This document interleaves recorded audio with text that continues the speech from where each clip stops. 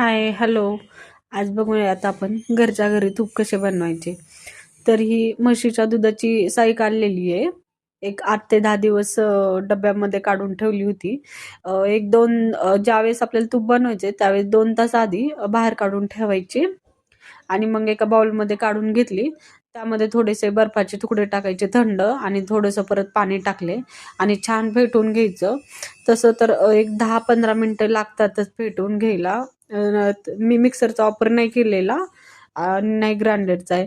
रवीने छान फेटून घ्यायचं, मग मस्त मस्त लोणी निघते आणि टेस्ट पण छान लागते मिक्सरपेक्षा. तुम्ही नक्की ट्राय करून बघा ही रेसिपी. तर एक 10 ते 15 मिनटं चांगले फेटून घेतले बघा. लास्टला 10 मिनटं झाले. थोडासा वेळ लागतो पण छान होते तूप. वास पण छान येतो तुपाचा आणि टेस्टला पण छान लागते.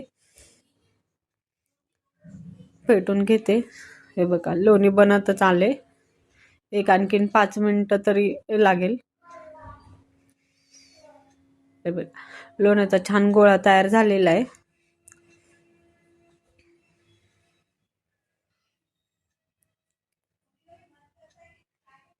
मिक्स करून घेतलं.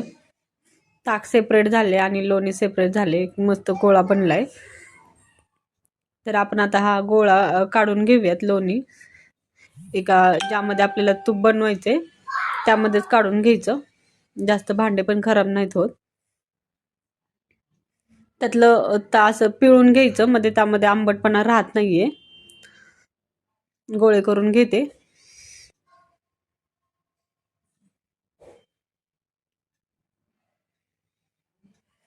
व्यवस्थित पिळून घ्यायचं.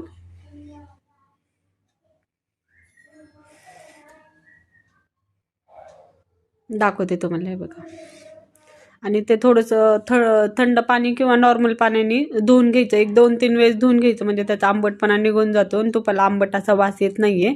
आणि गॅसवर कडवायला ठेवून द्यायचं लगेच. एक 5-10 मिनिटात मोठ्या गॅसवर होऊन जाईल लगेच. हे बघा दाखवते. थोडंसं मिक्स हलवत राहायचं, म्हणजे ते खाली डागणार नाहीये. मध्ये मध्ये हलवायचं. बनत आले तूप. हे बघा जास्त पण कडवायचं नाहीये, नाहीतर काळपट होतं तूप. दाखवते तुम्हाला. हे बघा झाले ऑलमोस्ट. मग थंड होऊन द्यायचं आणि एका काचेच्या भांड्यामध्ये काढून घ्यायचं. काचेच्या भरणीमध्ये छान राहतं तूप. जास्त दिवस टिकते. व्हिडिओ आवडल्यास व्हिडिओला लाईक करा, शेअर करा, कमेंट